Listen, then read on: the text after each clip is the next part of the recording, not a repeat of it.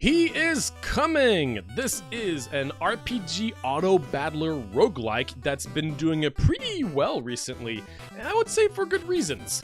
I've played only about 10 or so hours of the game, and I've been having an absolute blast. So yeah, let's just jump right into it. First off, let's talk about the audio visuals. They're amazing. Obviously, they go for a very old-fashioned art style of pixel art from the 90s, I would say. And so is the music. It's 8-bit music, and it's really well composed. It's honestly really, really cool music. There's a lot of attention to the details. The fact that when you're fighting an enemy in the actual hub world, there's different layers that go in and out depending on whether you're fighting or if you're just out, and it's seamlessly. The boss music is such a bopper. I love it. It's so good.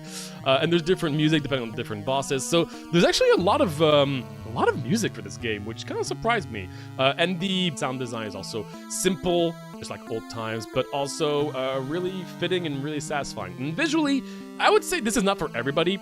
If you can have some nostalgic factor to it, then you're gonna love it, because honestly, I think it looks really cool. I love this kind of art style, and I think they did a really good job with it. Everything is very gloomy and dark, but there's still a lot of things that pop out visually thanks to different colors that you'll be finding here and there. So art, visuals, audio, really, really solid, fairly simple, but that's really the idea. And within its simplicity, they did a really good job, and they did put a lot of work into it. The gameplay is really simple. One of the many reasons why this game is doing so well, in my opinion, is because the gameplay is very simple.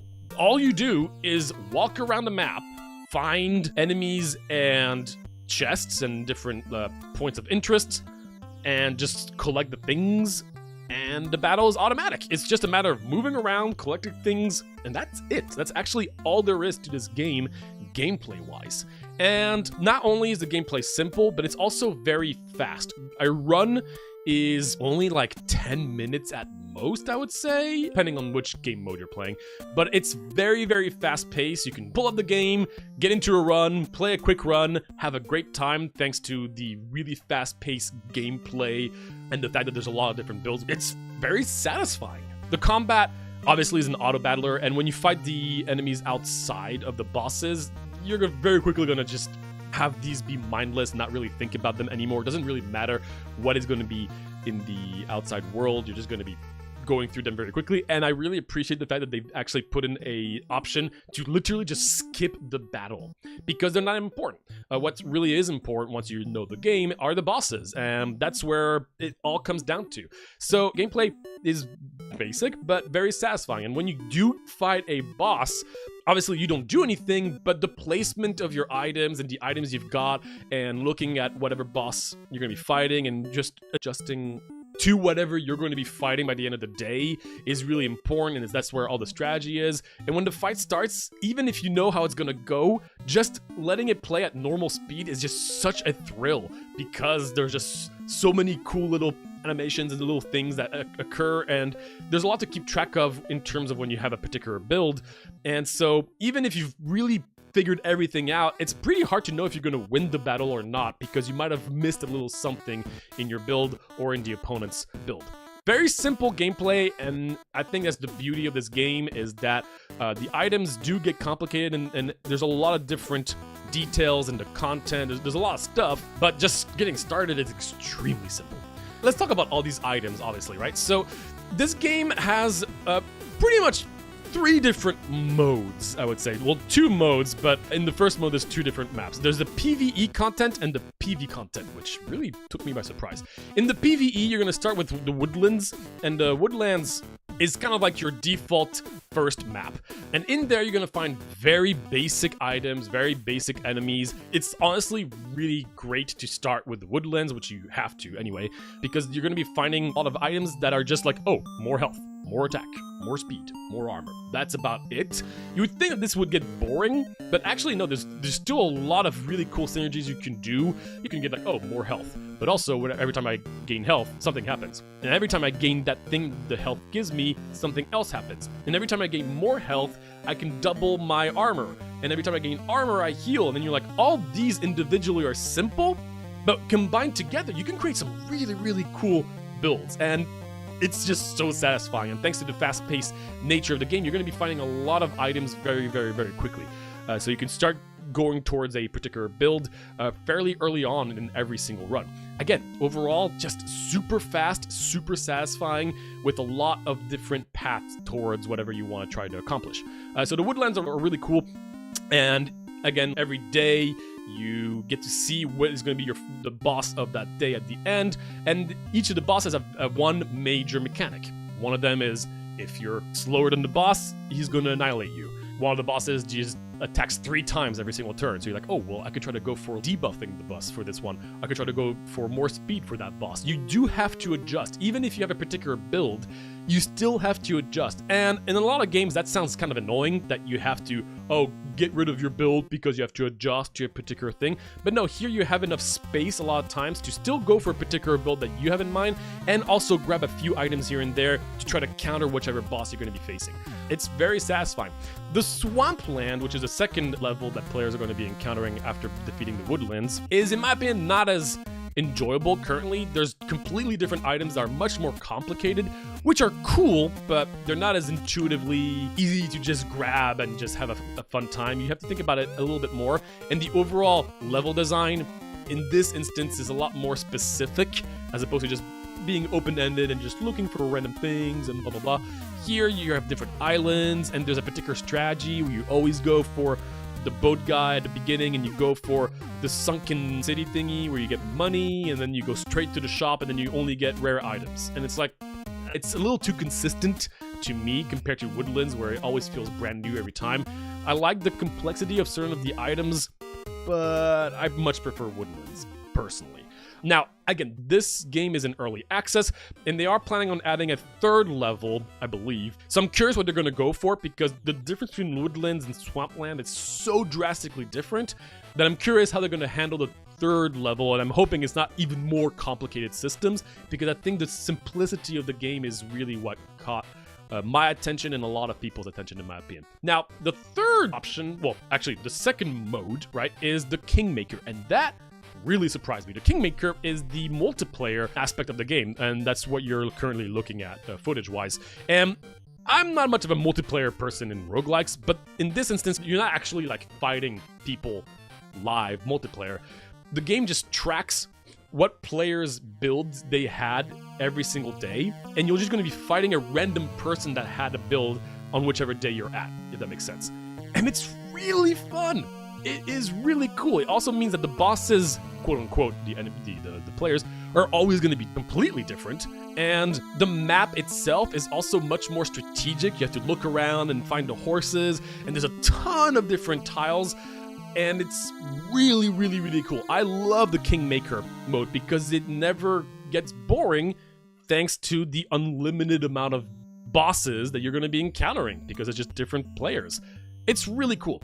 And speaking of all the tiles that I was mentioning, the roguelike elements in terms of the level design, there are so many little events you're going to find. You're going to find the usual, all the chests that are around, the shopkeepers, being able to fuse items, blah, blah, blah. But there are so many of them out there that are much rarer, that I've only encountered once. Well, there was like, you can find an NPC that can duplicate an item on your inventory, and you can do some crazy combinations with that. So I'm always impressed by the amount of stuff that Kingmaker specifically was offering, and I really like it. Not to mention that in the Kingmaker mode, you can also get skins, and it's kind of cool to have skins, especially since it's really, really expensive. You do need to beat a run in order to get 1 currency, and then you can spend your currency on a skin. Just to give you an idea, one of the skins is 200 of the currency. You have to beat 5 players in a row without dying in order to get 1 currency. That's really crazy. So yeah, this Kingmaker, I'm very, very impressed, and I think they did a fantastic job with it. And before starting the Kingmaker fight, just to give even more diversity, you can choose which set of items you want to be in your run. You could have 2/3 of the items be woodlands and 1/3 be swampland. And then you can realize that they can fuse in ways that are completely different. So there's just so much you can experiment with. And if there's going to be a 3rd level, having 3 bundles per level and you can only choose 3 individual. That's crazy. That's really cool. It's really smart and fun way to just make every single run feel unique in a game that's so simple and fast-paced. So yeah, really solid work on that design. All right, so those were my basic thoughts overall on the game, but now I do have a few more notes I just wrote down, some pros, some cons. While the map is really cool, the level design with all the different tiles, I will say that the quality of life in terms of being able to see everything and teleport to different areas that you've been able to go is extremely small. There's no quality of life, actually. You just have to move your map around and look for things. Sometimes you want to remember where your golem was or where you can teleport. It's a little too minimalistic. I do know that a lot of the game is about being minimalistic, but I kind of wish they could improve a little bit on the quality of life. Just being able to immediately swap to different teleportation areas, have a thing to just look for golems because you're always looking for golems. It's a small thing, but I do hope they will implement some quality of life. Speaking of the golem, I actually think the golem is a really, really smart core mechanic in the game where you can fuse basic items in your inventory. What that does is that it makes it so that you can only do it with basic items, and basic items you're going to find all the time. And after a while, they don't get really exciting, but golems let you fuse identical common items together to duplicate their effects. And so if you do duplicate a basic item to quality 3, means you've done it 2 times, basic items can get pretty powerful and they can actually synergize with a lot of builds. And I think it's a really smart way to make basic items actually feel unique and interesting. So the game goes between daytime and nighttime, and during nighttime enemies do follow you around and you can't see very clearly around you.